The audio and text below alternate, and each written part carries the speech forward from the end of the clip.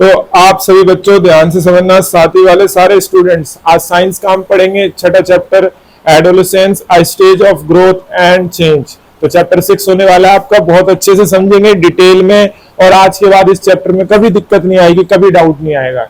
तो एडोलेसेंस बच्चों हमारी लाइफ में एक ऐसा स्टेज होता है जहां पे हमारी ग्रोथ बहुत तेजी से होती है और हमारी बॉडी के अंदर बहुत सारे चेंजेस होते हैं। तो आज हम समझेंगे कौन कौन से चेंजेस हमारी बॉडी में होते हैं और उसमें क्या क्या इफेक्ट हमारे ऊपर पड़ता है। ये छोटी सी स्टोरी है, वो पढ़ लेते हैं। देखो बच्चे कितने खुशी से बारिश का मजे ले रहे हैं। और यहाँ पढ़ते हैं, चलो। The journey of plant generally begin with the germination of seed. Plant की जर्नी कहाँ से स्टार्ट होती है? जब वो सीड होता है। विद प्रॉपर नरिशमेंट, अगर अच्छे से नरिशमेंट मिले तो सीड क्या बन जाता है? सैपलिंग बन जाता है, मैच्योर हो जाता है यंग प्लांट में। This journey is mark by specific changes. वो पहले सीड होता है, फिर वो छोटा सा सैपलिंग बनता है, देन उसके बाद वो प्लांट बन जाता है। तो बहुत सारे चेंजेस होते हैं, journey mark by some specific changes. ऐसी एडोलेसेंस में भी हमारी बॉडी के अंदर बहुत सारे चेंजेस होते हैं। सम ऑफ द विजिबल चेंजेस, जैसे प्लांट की जो सीड होता है वो प्लांट में चेंज हो जाता है, उसकी हाइट चेंज हो जाती है, लीव्स आ जाते हैं, appearance of more leaves, development of flower, धीरे धीरे फ्लावर भी आ जाते हैं, फ्रूट्स भी आ जाते हैं, फ्रूट के अंदर नए सीड आ जाते हैं, फ्रॉम दीज सीड्स, और नए प्लांट्स आ सकते हैं। उन फ्रूट्स के अंदर जो सीड्स हैं उनसे नए प्लांट्स आ सकते हैं। It is quite unlikely that the seedling will develop the capabilities to produce its own seed immediately after germination. तो क्या ऐसा हो सकता है कि जैसे वो जर्मिनेट हुआ है कि अपने जैसे और सीड प्रोड्यूस करे? नहीं। It needs to grow and reach maturity. सबसे पहले उसको मैच्योर होना पड़ेगा। ऐसा नहीं होगा सीड जर्मिनेट हुआ और जर्मिनेट होते के साथ उसने और ज्यादा सीड दे दी, नहीं। पहले उसको क्या करना पड़ेगा? ग्रो होना पड़ेगा, मैच्योर होना पड़ेगा, मैच्योरिटी को रीच करना पड़ेगा, become capable of producing seeds. तो वो प्लांट बनेगा, प्लांट बनने के बाद उस पर फ्लावर आएंगे, फ्रूट आएंगे, तब तो कैपेबल बनना पड़ेगा उसको प्रोड्यूसिंग सीड्स के लिए, सीड्स प्रोड्यूस करने के लिए। सिमिलरली बच्चों, animal need to grow, animal को भी ग्रो होने की जरूरत है। मैच्योरिटी आगे क्या लिखा बच्चों? हाँ, रीच मैच्योरिटी, मैच्योरिटी को रीच करना पड़ेगा, सो दे कैन रिप्रोड्यूस, ताकि वो रिप्रोड्यूस कर सके। एनिमल्स कुछ अंडे देते हैं, ले एग्स, हैच इनटू, और वो अंडे बाद में क्या बन जाते हैं? Young ones. जैसे मुर्गी का अंडा, मेंढक का भी अंडा होता है बच्चों, और फिर बत्तख का भी अंडा होता है, ठीक है बच्चों। वाइल अदर्स, कुछ ह्यूमंस होते हैं, जैसे वो बच्चे को ही बर्थ देते हैं, give birth to young ones. जैसे इंसान का बच्चा क्या होता है? इंसान तो अंडे नहीं देते ना बच्चों। Very good. In both cases young ones gradually grow. जो यंग वंस है, जो बच्चे हैं, जैसे चाहे वो अंडे से निकले या डायरेक्ट बच्चे, वो ग्रो होते हैं, डेवलप होते हैं ओवर टाइम। तो ये पहली स्टोरी थी, होप आपको समझ आया होगा एडोलेसेंस के बारे में। आगे पढ़ते हैं बच्चों, ध्यान से समझना। Very good. The journey of life of a human can be divided into different stage. तो जो जर्नी है लाइफ की, वो स्टेज में डिफाइन कर सकते हैं। इसमें fancy, childhood, adolescence, adulthood, old age. Infancy, जब वो बच्चा दुनिया में आता है तो इन्फेंट होता है, फिर वो थोड़ा बड़ा होता है, चलने कूदने लगता है, तो चाइल्डहुड होता है, फिर थोड़ा बड़ा हो जाता है, 10, 12, 15, 16, 17 साल का, वो एडोलेसेंस हो जाता है। फिर एडल्टहुड आता है, जहाँ पे वो 20, 25, 30, 40 साल का आता है, तो वो अडल्ट हो जाता है। फिर ओल्ड एज, फिर बुढ़ापा आता है, और बुढ़ापे से वो उसके बाद वो मार्केट से शॉर्ट हो जाता है, वो वाला नहीं है स्टेज। ईच, तो समझ गए। इन्फेंसी मतलब जहाँ पे वो छोटा बच्चा अभी अभी दुनिया में आया। चाइल्डहुड अब थोड़ा खेलने कूदने लग गया है, 10-12 साल तक। एडोलेसेंस उसके बाद 20 साल तक, 19 साल तक। फिर अडल्टहुड, उससे 50 साल तक मान लो। फिर उसके बाद तो ओल्ड एज आ जाती है।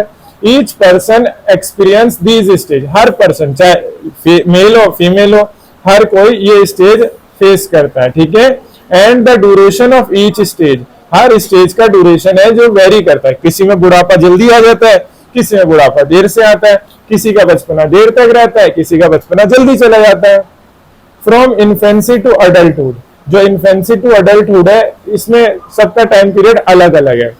Our bodies undergo various change. जब बच्चे होते हैं और जब हम अडल्ट हो जाते हैं, यानी एक बड़े बन जाते हैं, ठीक है, अडल्ट हो जाते हैं, तो बच्चों उसमें बहुत सारे चेंजेस होते हैं, वेरियस चेंज होते हैं। Until around 10 to 12 year of age, most changes related to 10 से 12 साल की उम्र तक बच्चों ज्यादातर चेंज कैसे होते हैं?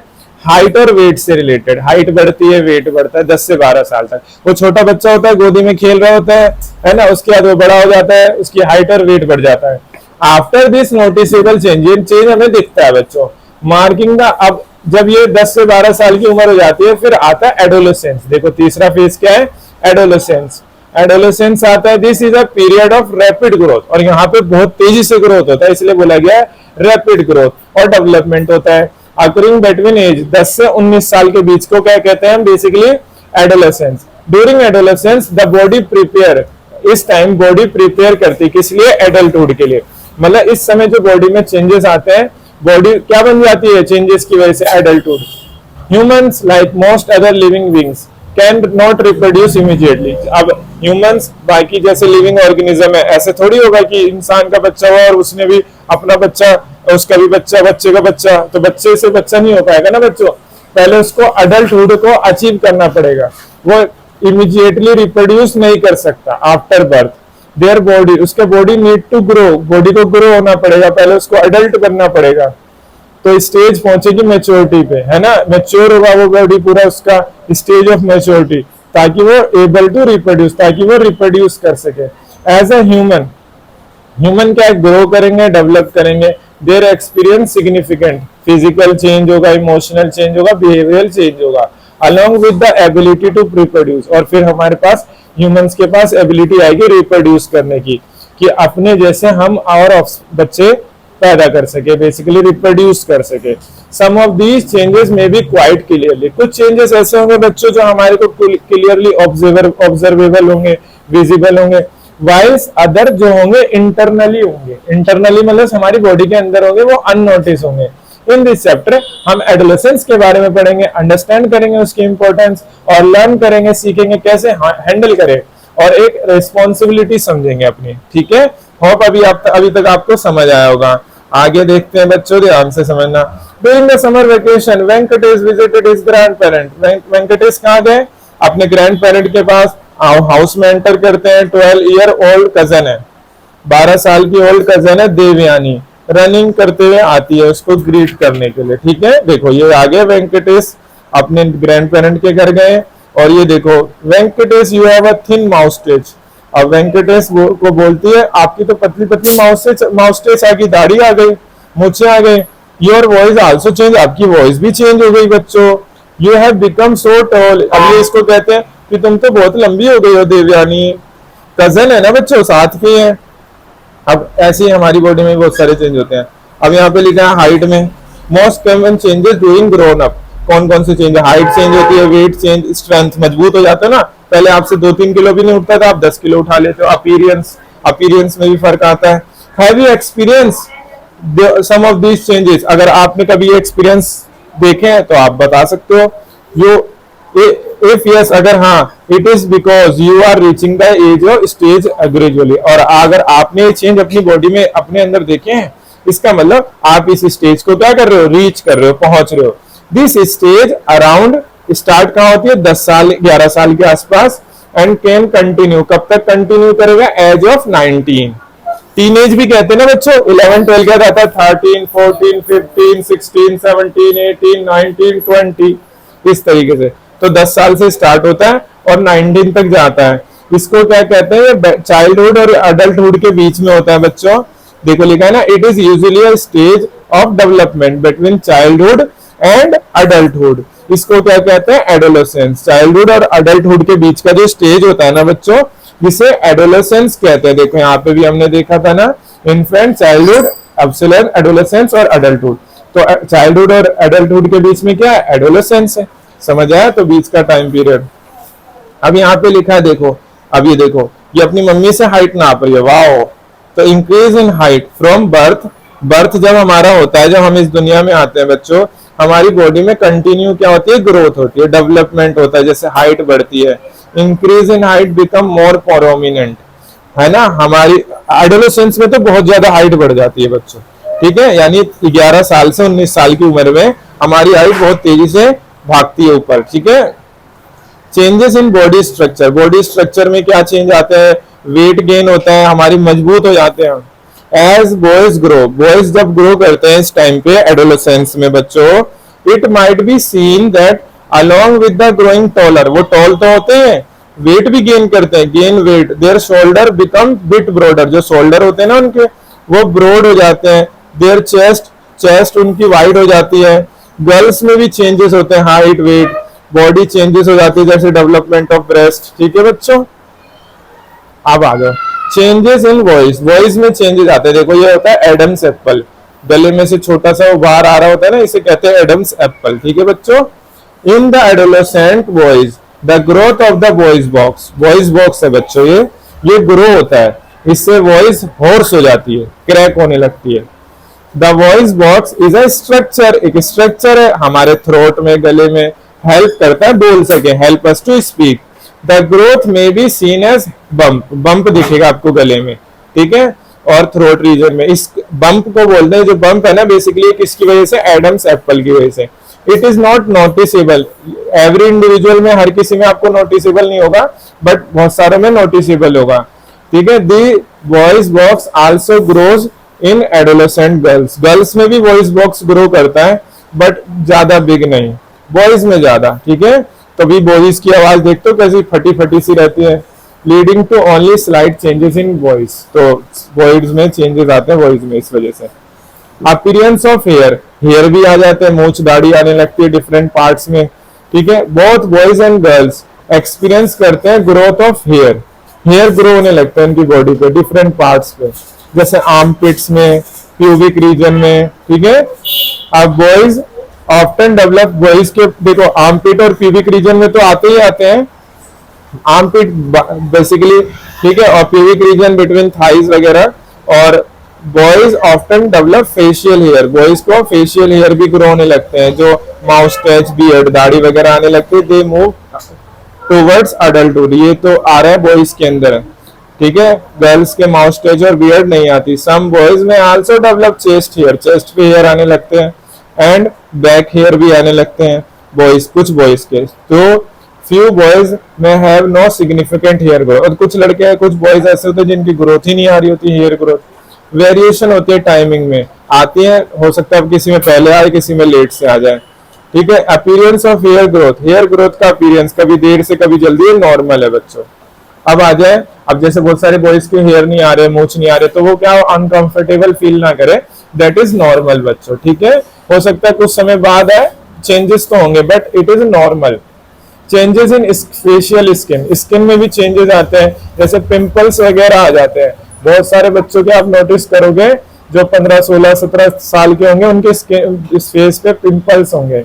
Another common occurrence during the adolescence इस year is a skin condition, acne होने लगता है बच्चों। ठीक है, एडोलेसेंट ईयर में स्किन पे एक्ने होने लगता है, स्मॉल रेडिश पिंपल आने लगते हैं। They are commonly visible on the face. Acne occurs due to increase in oily. वो ऑयल सेक्रेट होता है ना हमारे स्किन से एडोलेसेंस में, तो क्लॉग बन जाता है, स्किन पोर्स जो थोड़े छोटे छोटे दाने से इस इंफेक्शन हो जाता है। Acne is a condition, pimple है ना, तो पिंपल्स वगैरह तो ये हो जाती है। एक इंपॉर्टेंट की है रिमेंबर करने के लिए, ये सारे चेंजेस होते हैं बच्चों। हो सकता है किसी में जल्दी हो, किसी में देर से हो, दैट इज नॉट, मतलब इसमें कोई डिस्कम्फर्ट वाली बात नहीं है, that is normal. A key point to remember whether it is a change in height या वॉइस में या फेशियल हेयर में, it is important to recognize that timing, nature, extent of these changes vary करते हैं। मैंने आपको बताया ना, ये सारे चेंजेस वेरी करते हैं अमंग इंडिविजुअल, किसी में बहुत तेजी से होंगे, बहुत जल्दी जल्दी ये सारी चीजें होंगी, किसी में स्लो होंगे। दीज वेरिएशन कंप्लीटली क्या है, नॉर्मल। ठीक है बच्चों, each person experience adolescence at his her own pace, किसी में जल्दी होंगे, किसी में देर से, सबका इंडिविजुअल डिफरेंट होगा। इट्स ड्यूरेशन भी वेरी करेगा, किसी में जल्दी से ही सारे चेंजेस हो जाएंगे, किसी में टाइम लगेगा बच्चों। ठीक है, अब आगे देखते हैं।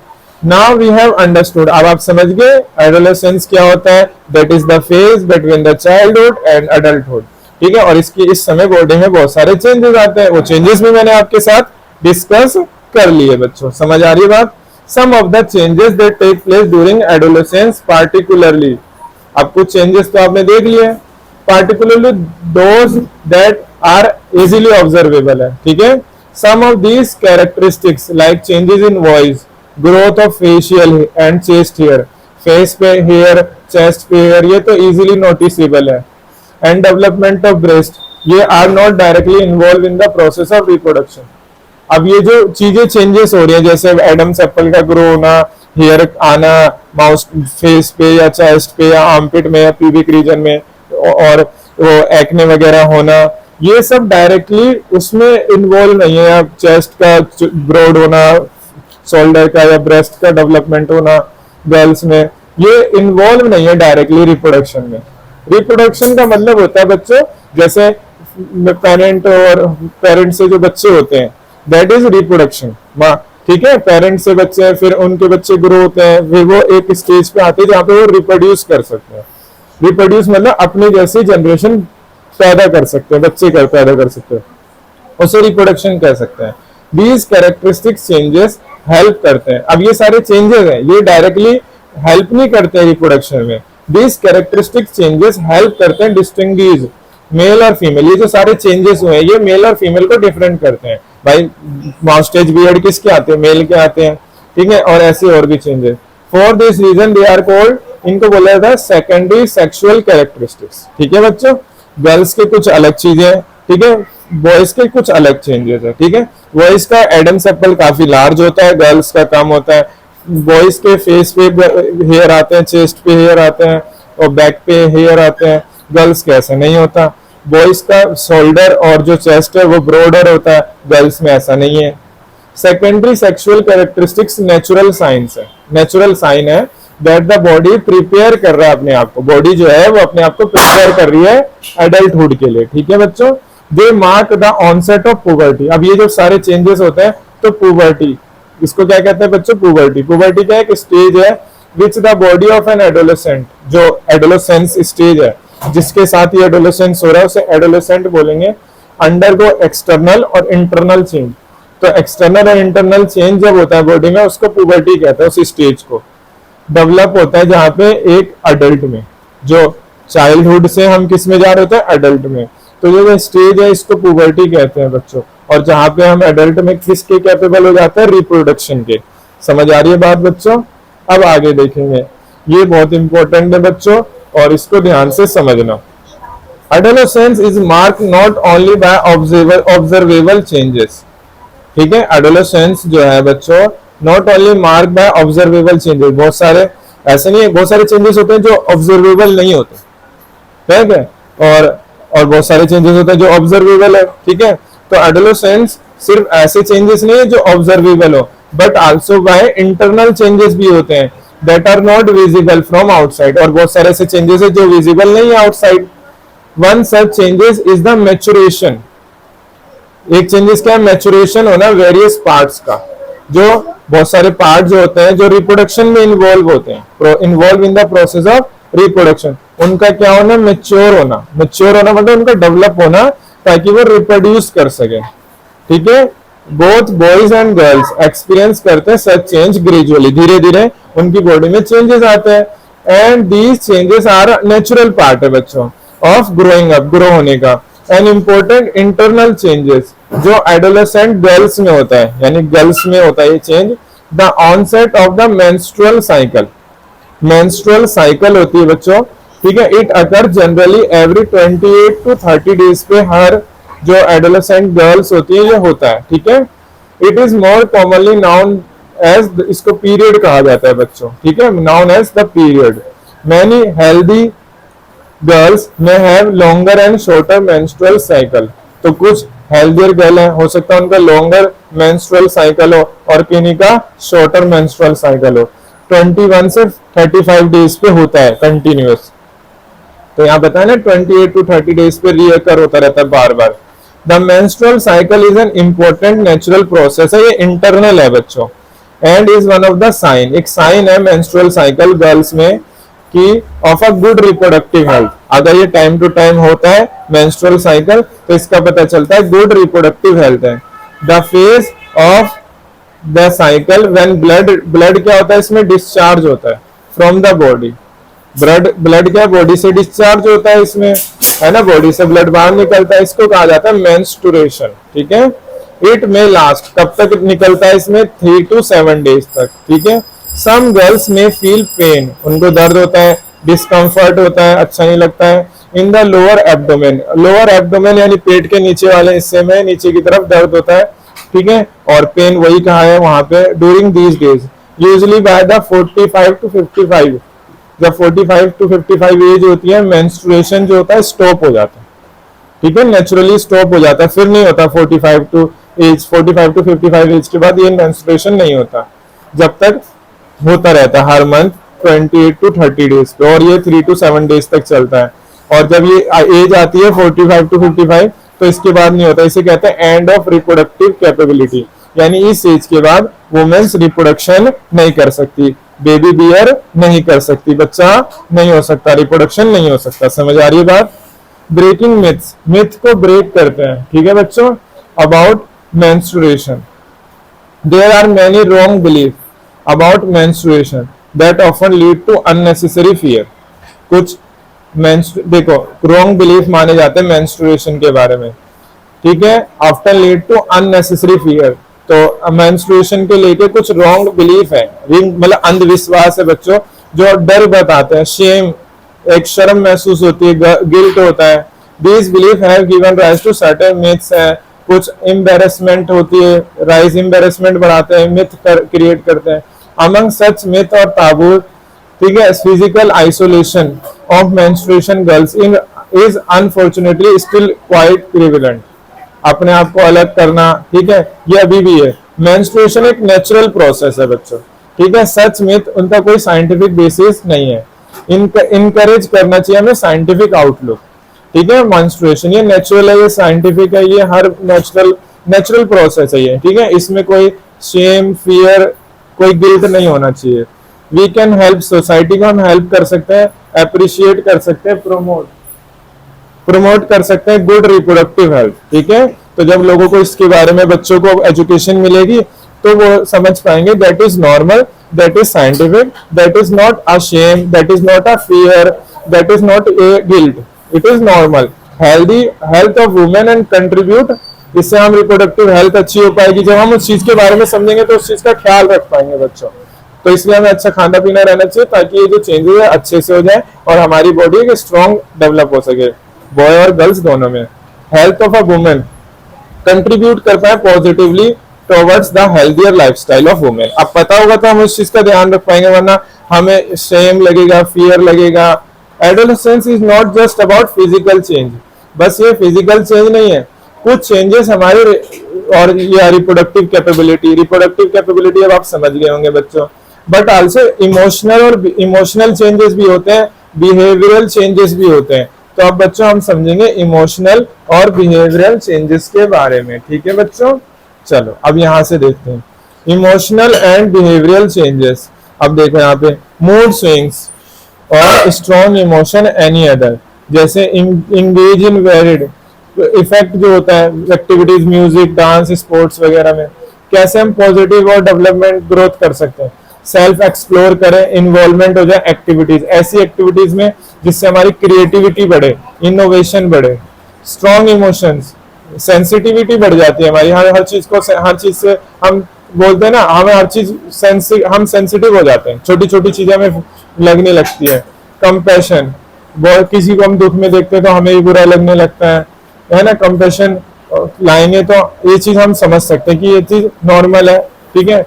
Strong emotion, involvement in social work में हम काम पार्टिसिपेट कर सकते हैं।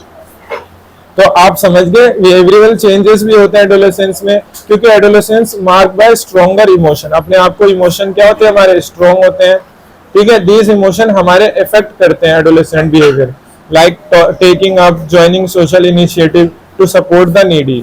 हमें क्या करना चाहिए, सोशल इनिशिएटिव लेना चाहिए ताकि हम जरूरतमंदों को, नीडी को सपोर्ट कर सके।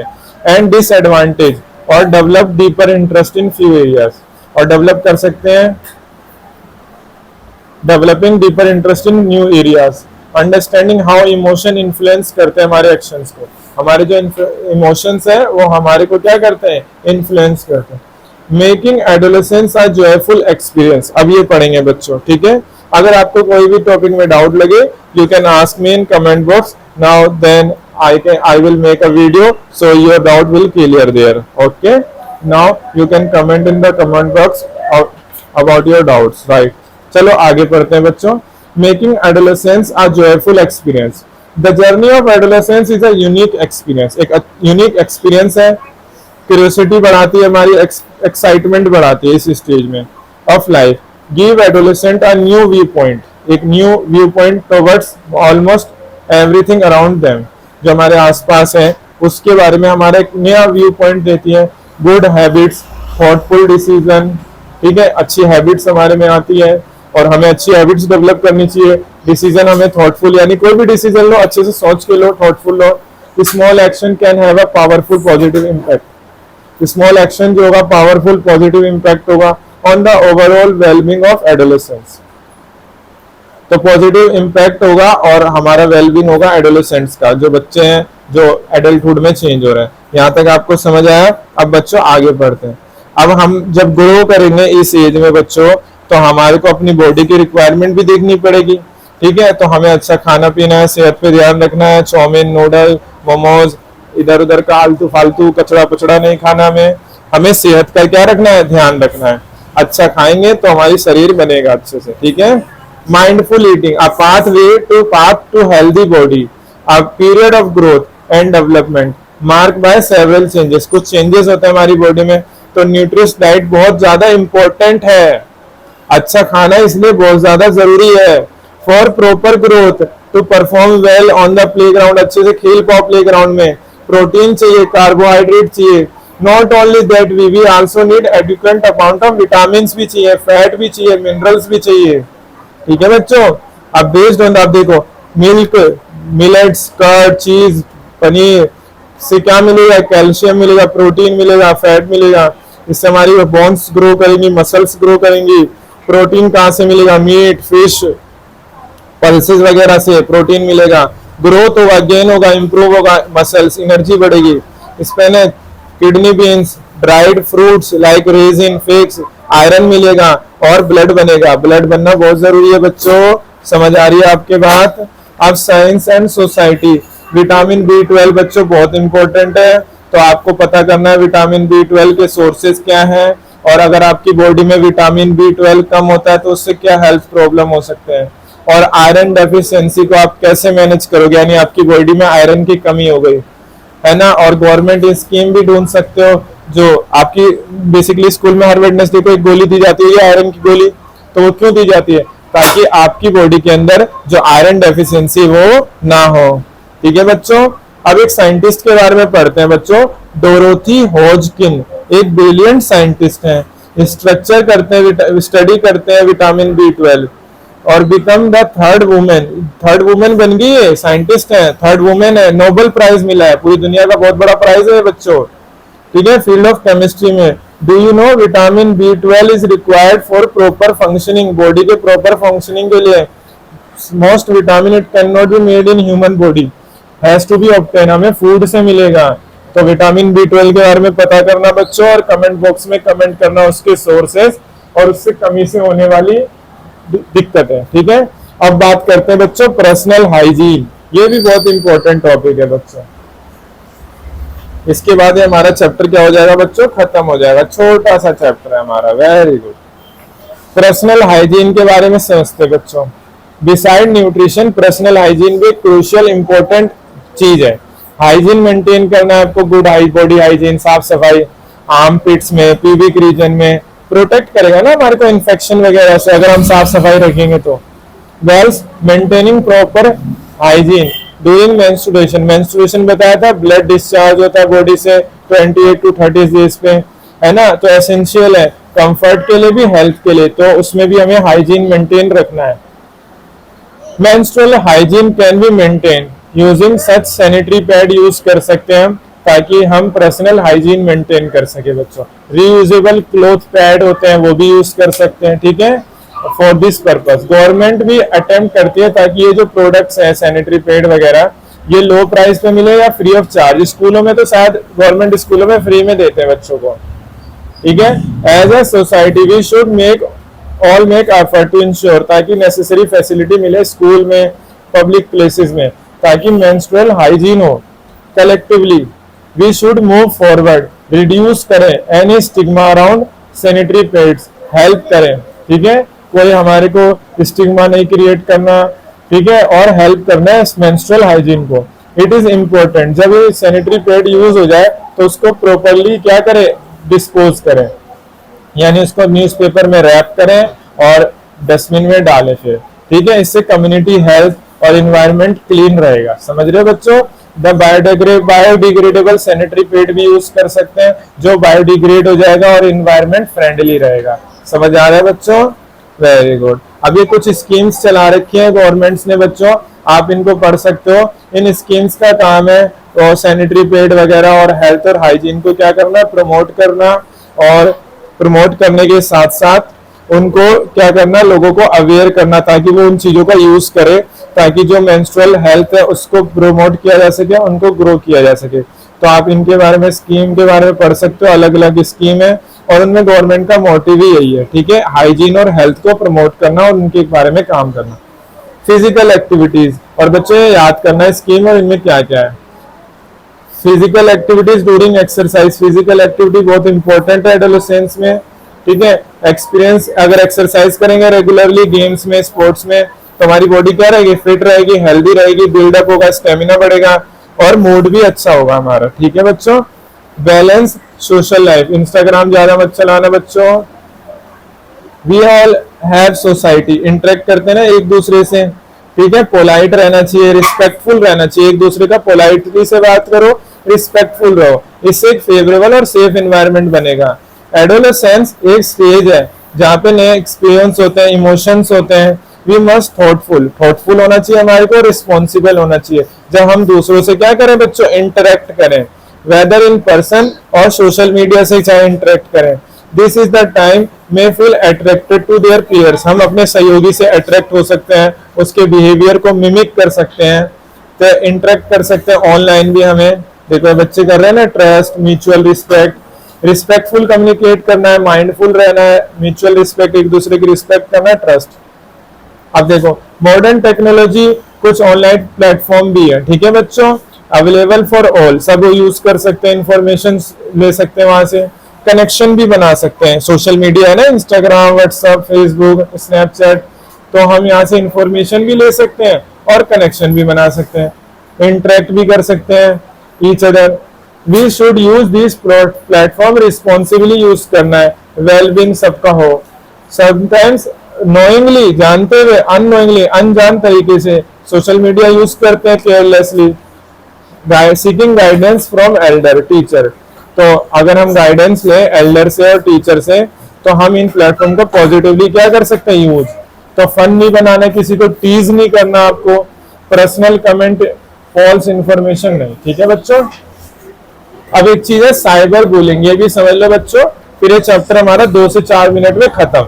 साइबर बुलिंग क्या है, use of digital device, phones, computer, online platform to harass other, mislead message भेजना, स्प्रेड करना फॉल्स रूमर्स को, है ना, अफवाहें फैलाना, पर्सनल इंफॉर्मेशन विदाउट कंसेंट, किसी की आपने पर्सनल इंफॉर्मेशन शेयर कर दी, जो कि क्या है, साइबर बुलिंग में आता है, ठीक है। तो हेल्पलेस फील करो। तो additionally we should be cautious, upload अपनी पिक्चर भी अपलोड नहीं करनी है, आपको ध्यान रखना है, क्योंकि उसका मिसयूज हो सकता है ना बच्चों। और इंफॉर्मेशनल, पर्सनल इंफॉर्मेशन भी नहीं शेयर करनी है, आपको ध्यान रखना है शेयर करते समय, ठीक है बच्चों, ये सब ध्यान रखना, साइबर बुलिंग नहीं करना, ठीक है। अब आ जाओ आगे। अब देखो रिस्पेक्टफुल रहना है, काइंड रहना है, कुछ पोस्ट करने से पहले सोचना है बच्चों, और प्राइवेसी प्रोटेक्ट करनी है, अपनी भी और लोगों की भी। क्या नहीं करना, पर्सनल फोटो नहीं भेजनी किसी भी स्ट्रेंजर को और वर्चुअल फ्रेंड को, जो सोशल मीडिया पे प्लेटफॉर्म पे जो दोस्त बना है आपका। अवॉइड हार्मफुल सब्सटेंस, इस एज में बच्चों, जो बच्चे होते हैं, आप जो सारे बच्चे, वो एक्साइटमेंट में आके कोई गलत काम करने लगते हैं, गलत चीजों का खाने पीने लगते हैं, जो कि बहुत नुकसानदेह होता है। तो अवॉइड करना है harmful substance. Some people including your peers may attempt, इनको बहुत सारे जो आपके सहयोगी हैं, परसुएड हो सकते हैं, फोर्स कर सकते हैं, प्रेशर बना सकते हैं कि भाई हार्मफुल सब्सटेंस क्या करो, कंज्यूम कर लो, जैसे तंबाकू खा लो, गुटखा खा लो, सिगरेट, बीड़ी, अल्कोहल। लाइफ थ्रेटनिंग ड्रग्स भी ले सकते हैं इलीगल। सिंस एडोलेसेंस क्या भाई, क्यूरियोसिटी होती है, एक्साइटमेंट होता है, तो वो इन्फ्लुएंस हो सकते हैं ऐसे लोगों से और यूज कर सकते हैं, ट्राई कर सकते हैं। ये जो सब्सटेंस हार्मफुल तो है ही नहीं, are not just harmful, physical और मेंटल हेल्थ भी होती है, एडिक्टिव हो जाते हैं। This means that once people, अगर उसने एक बार कंज्यूम करना इसका स्टार्ट कर लिया, स्ट्रॉन्ग अर्ज उसको चाहिए, अब अर्ज हो गई to take again and again, over time they start using regularly, इनको बोला जाता है सब्सटेंस अब्यूज। क्या बोला जाता है इनको? सब्सटेंस। देखो जो सिगरेट पीता है उसका काला है और जो नहीं पीता उसका लाल है, ठीक है। तो हम अपने लिए बहुत सारी बीमारियां भी क्रिएट कर सकते हैं। Use this substance can cause health problem, ठीक है, मेमोरी लॉस हो सकता है, लंग्स को डैमेज हो सकता है। हेल्दी रहने के लिए हमारे को ये सब्सटेंस को क्या करना है बच्चों? अवॉइड करना है, ठीक है, समझ रहे हो? हेल्दी चॉइसेस करनी है, important to remain firm, confident रहना है। और इन जो आपको ये बोले कि तंबाकू खाओ, गुटखा खाओ, सिगरेट खाओ, दारू पियो, ड्रग्स लो, आपको सीधा बोलना नहीं, है ना। The first step to overcoming addiction, seeking help. जब आप कभी करने लगो, कोई मान लो कोई कर रहा है तो उसको बोलो आप फैमिली से हेल्प लो, फ्रेंड से, that is not good for you. Parents से, टीचर से काउंसल कर सकते हैं, काउंसलिंग कर सकते हैं, ठीक है, मेडिकल एडवाइस ले सकते हैं, हेल्पफुल हो सकता है सिचुएशन को हैंडल करने में। अब ये देखो, नशा मुक्ति अभियान गवर्नमेंट ने चलाया है, ministry of social justice and empowerment ने। गवर्नमेंट ऑफ इंडिया इंटेंड करती है क्या कि मासेज लोगों तक पहुंचे, स्प्रेड अवेयरनेस होता है कि इन सब चीजों को क्या किया जाए? Avoid substance abuse. Substance abuse कौन से सब्सटेंस है?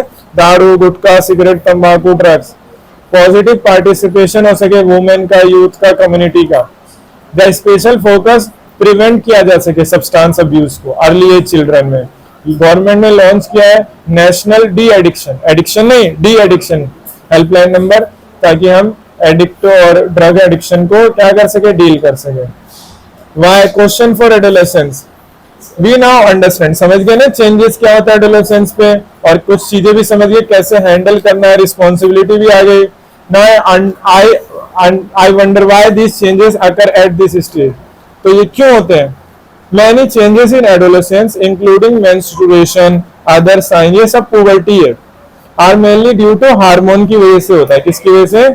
कुछ केमिकल हमारी बॉडी के अंदर प्रोड्यूस होते हैं, हार्मोन्स एक क्रूशियल रोल प्ले करते हैं बच्चों, रेगुलेट करते हैं वेरियस एस्पेक्ट, ग्रोथ होता है, डेवलपमेंट होता है, प्रॉपर फंक्शनिंग होती है बॉडी की, प्रोड्यूस होता है डिफरेंट पार्ट में, रिलीज होता है अप्रोप्रिएट टाइम पे, और सिग्नल जाता है ब्रेन के पास, और फिर हमारा मूड और बिहेवियर इन्फ्लुएंस होता है।